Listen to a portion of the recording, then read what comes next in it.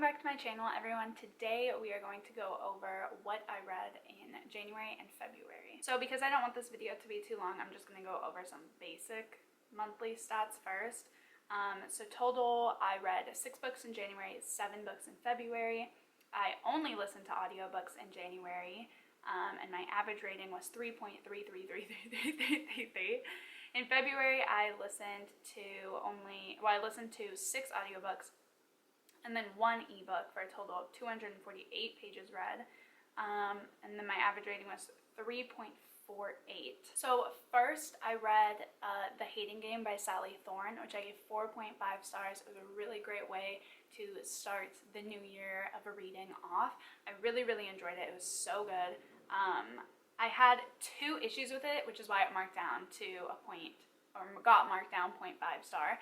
My first issue was I really did not understand why in the middle of like this super romantic scene, the main guy, I forgot his name, just said like the R word.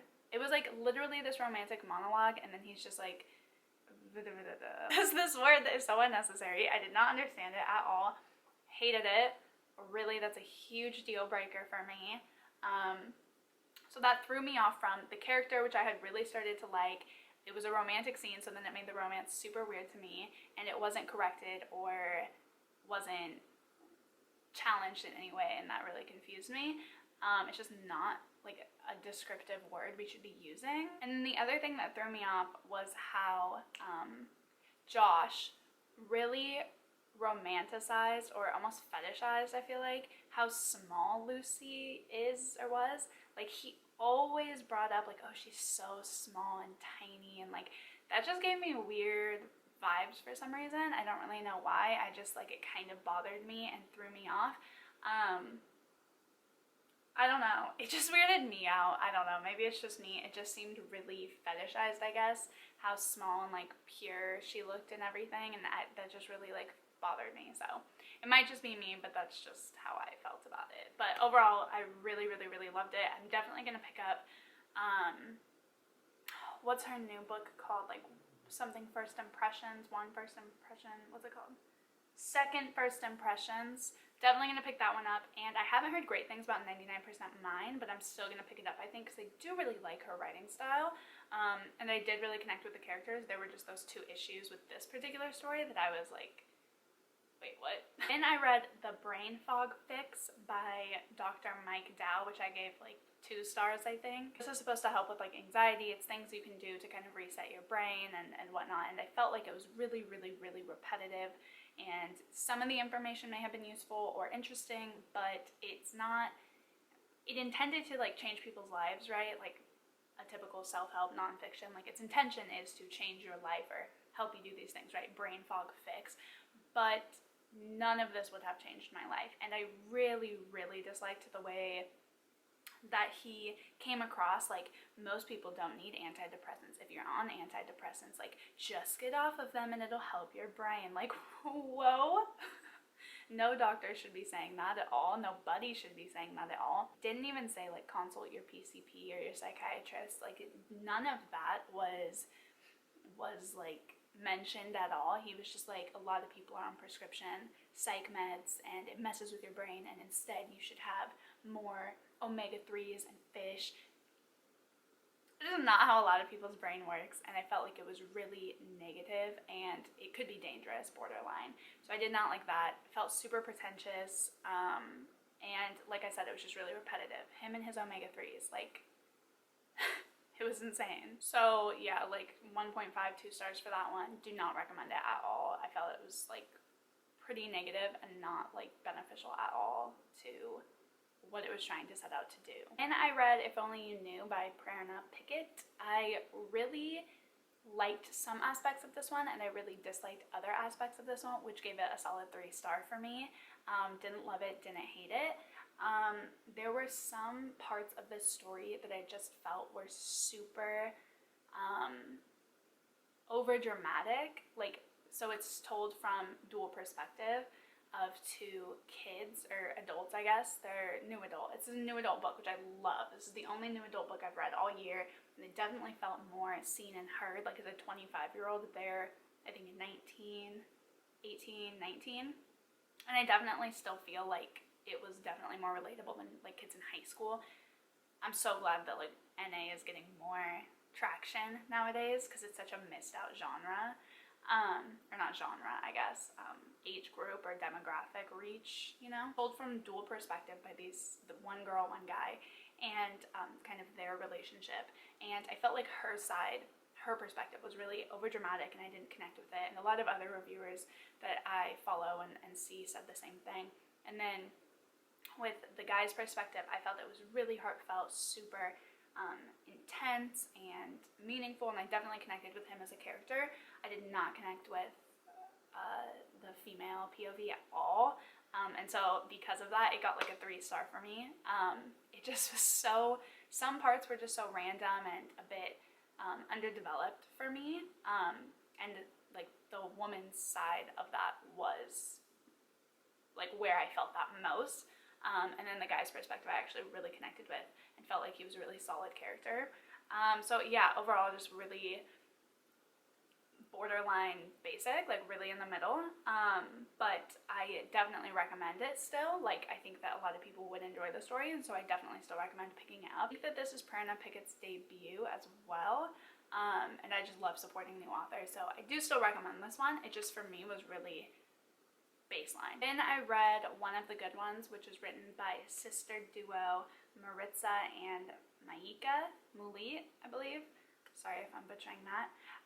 Which I gave 4.5, 4.25 stars. This was an amazing 5-star read for me for the first 75%. So pretty much the whole story. Then we get to the last 25%. I did not like the way it ended. I didn't like how it felt like you needed to suspend your disbelief. This was such a raw and real story about how Black Americans are treated, especially by police, and how that's been going on throughout generations, and that systemic racism does cause generational issues, and which a lot of people don't believe, and I loved the way that this book talked about it. But then, so it's so raw and real, and I just really, really loved it. I learned a lot, and then the last like 25% I just felt was rushed and underdeveloped, and you almost had to suspend your disbelief a little bit. And that really bothered me with a book that I felt was so raw and real at the beginning, because then it kind of took this turn where I was like, wait, like now it's just, and like it ended abruptly and it didn't really make a lot of sense, and I just didn't really believe it. And so that kind of sucked, because the beginning taught me so much and I believed in it so much that then at the end I was like really let down and disappointed. So this easily would have been a 5-star for me had the ending been different, easily. And I still look at that first 75% with like a strong 5-star. Definitely recommend it. It's a super, super good book. But yeah, that ending just, I couldn't do it. Also, if you've noticed that I'm not giving like synopsis about these books or like explaining it, it's because I'm terrible at explaining. I am terrible at explaining like what books are about. Like it would take me so long to sit and to think about like what the books were about, you know, since I read them like quite a while ago. And I don't want to just sit here and like read off Goodreads or something, so I'm so sorry. When I'm watching wrap-ups, I feel like I don't watch them like looking for like what something's about. I'm normally looking at like the review. But if you guys want like more of a synopsis or description, let me know and I can start giving like 1-2 sentence synopses about these books, but it's not gonna be good. And I read The Grownup by Gillian Flynn, which I give 3.5 stars. This is another one where at the beginning I was so intrigued. This is actually the first thing I've ever read from Gillian Flynn, and I'm definitely going to pick up more because the writing style had me super intrigued. But this is a short story. Literally the audio book I think is like an hour long or something like that, so like a really short story. And I was super intrigued at the beginning. I was like, oh, what is going on? This is really good writing style. I love it. It's provocative. Like, I really, really enjoyed it. And then we get to the last part, kind of the same thing with One of the Good Ones. We get to but in like a whole separate area. We get to the end, and it's just like it ends super abruptly. I was really confused. It was underdeveloped. I know I keep saying that, but it was very underdeveloped. And I was just left really wanting more from it. So I really didn't appreciate that, especially for a short story. I was like, what the heck? I actually had to listen to it twice. I listened to the last half twice because I was doing other stuff, and it like wrapped up, and then I was like, wait, what? So I had to just sit down and listen to it, and I was like, still, even at the end of my second run with it, I had no idea what was going on, and I just did not like it at all. So that's that. Then I read The Gravity of Us by Phil Stamper, which I gave a solid 3 stars. Again, this was just kind of an okay middle of the road one for me. I love seeing more queer stories for younger audiences. Definitely wish I had that when I was younger. Like seeing myself represented in stories and movies and stuff. I'm so happy that younger generations get that. So I obviously love that representation. I thought that the idea of the story was really, really interesting, right? This like YouTube star goes, his dad is like next in line or gets chosen to possibly go to Mars on the space mission, so he has to move to Texas, and he has to stop his YouTube pretty much on like this kind of NDA type of contract, I guess, and he meets another kid there, and they kind of fall in love, and it's their love story and stuff. But it was, I love the idea behind it. I think it was super cute. This mix of kind of a little bit of like futuristic sci-fi, right? Like people going to Mars, like a little bit futuristic. I really enjoyed, and I did really like that. But I did not like the main character at all, so that really took me out of the story. I thought he was kind of bratty and selfish. Which I guess he's a teenager, so I don't know, maybe that was an accurate portrayal. But I just didn't like him. I didn't connect with him in that way that I felt like I was supposed to. And then yeah, so that kind of ruined it for me. But the actual plot and story I really, really liked. So solid 3 star. Then I read Talking as Fast as I Can from Gilmore Girls to Gilmore Girls and Everything in Between by Lauren Graham. She's Lorelai in Gilmore Girls. This was a like 2.5 for me. I thought it was pretty boring, really pretentious, and I just did not enjoy it. I really like her as an actress, so I was actually really disappointed by this. This is a book that also made me realize like the final straw kind of, that I just don't like memoirs. I don't like, I really like documentaries. I do like hearing other people's stories, but like a full book, I'm usually just not interested. I'm just not a memoir person, I guess. And hers was just super pretentious. She kept talking about like, oh, like get off your damn phone, kids, and she's not even that old, so I was really surprised by that narrative and like ideology. But it just came off really like, oh, like I'm better than you guys, and it was so weird and strange to me to put that sort of stuff in a memoir. But yeah, I was kind of disappointed. I obviously still really do like her as an actress, but this was just not it at all. Then I read 5 Total Strangers by Natalie D. Richards, which I gave 2.5. I guess the big plot and twist at like literally the 10% mark, and so then the whole time I was just kind of waiting for it to develop. This just wasn't it for me. It's as simple as that. It takes a lot for me to really, really rate like a thriller or something like a higher rating. It has to have super good writing or like a really good twist.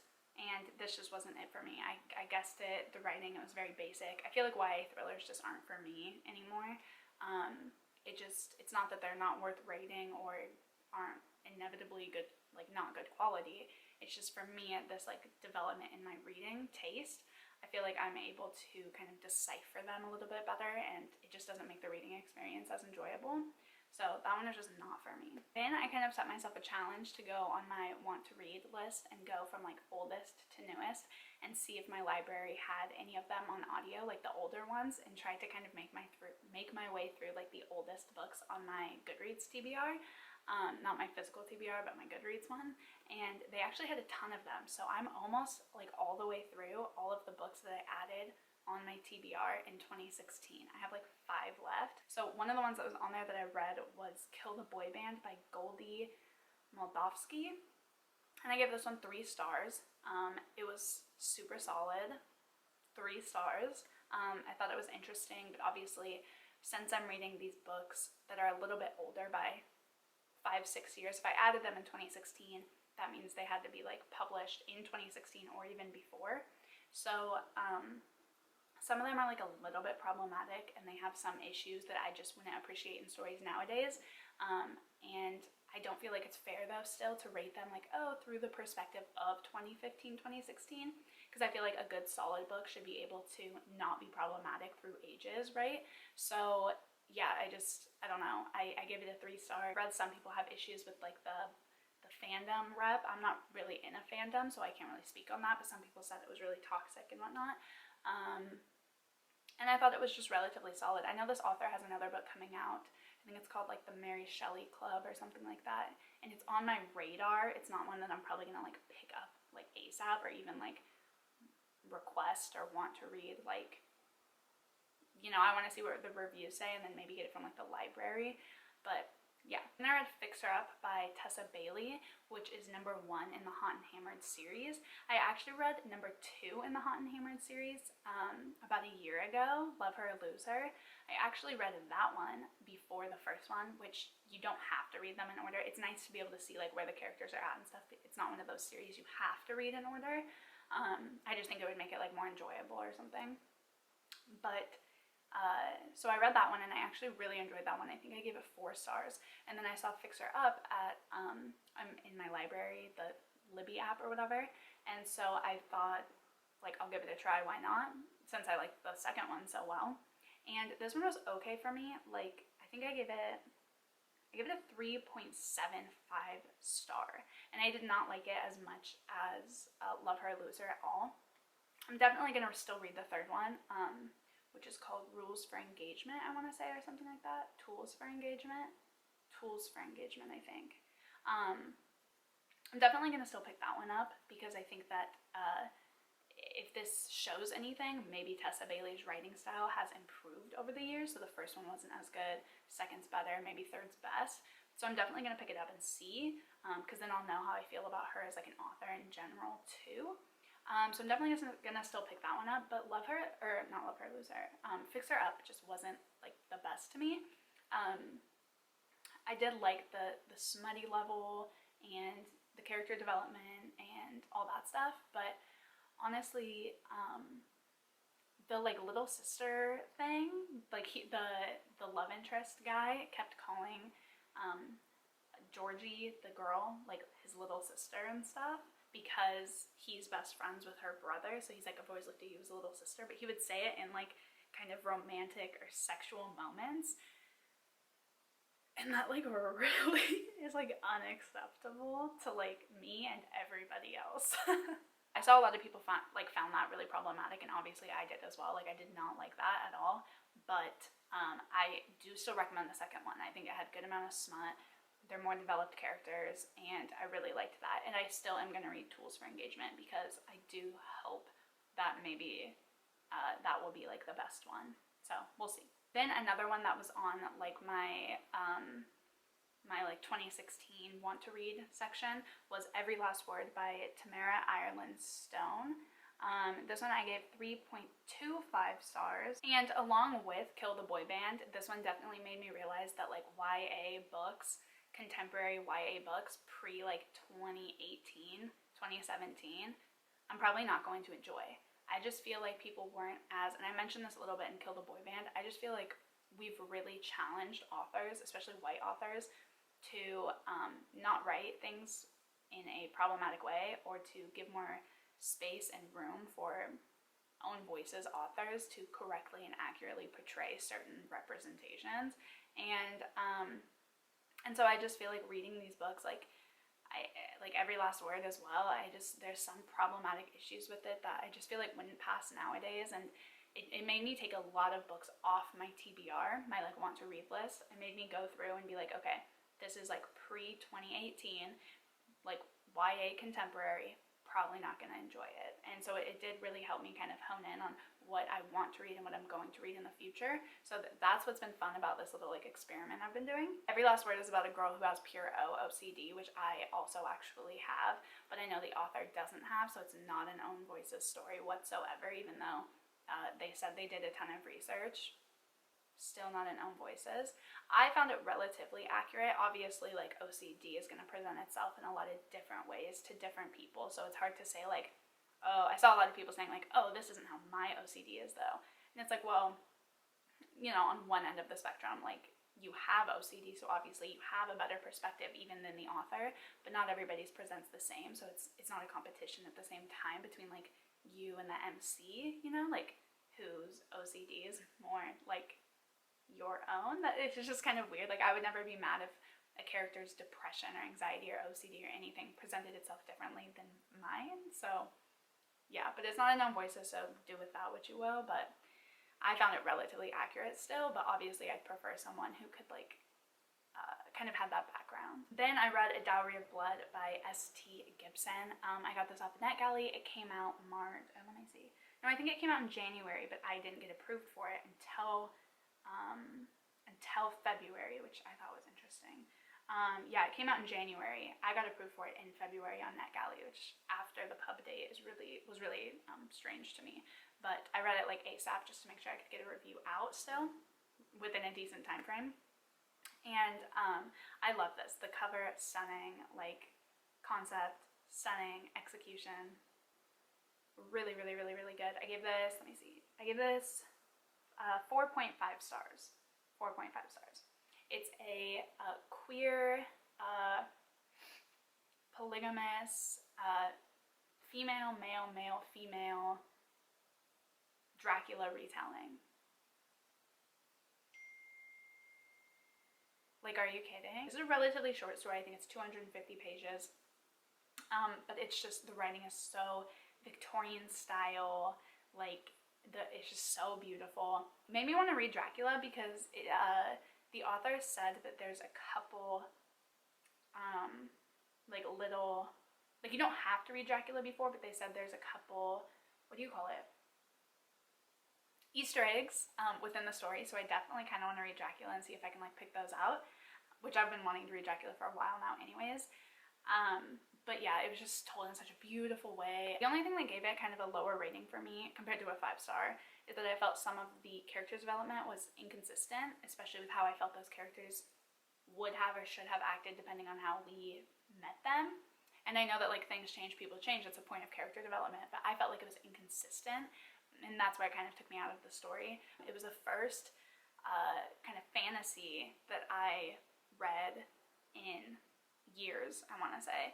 And it definitely got me back into that vibe and that swing of things. So I really appreciated it for that. It definitely got me out of my like contemporary kick. And yeah, I loved it. So that was that one. And the last book that I read in January and February was 8 Perfect Murders by Peter Swanson, which I gave 5 stars. It's my only 5-star of the year so far, and I absolutely loved this story. I had no idea where it was going. I loved the concept. Everything about it is amazing to me.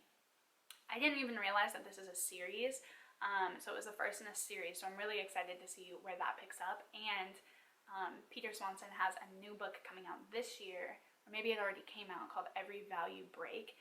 That sounds amazing, so I'm really excited for that one now, because he's clearly an author that I really jive with. But I just loved the plot of this, the idea behind it, and the execution was amazing, so highly recommend this one. But that's everything that I read in January and February. Leave me a comment letting me know what you read this year, or what your favorite thing is that you read this year, or a link to your wrap-up video. And hit subscribe if you haven't already. And yeah, I will see you guys later. Bye!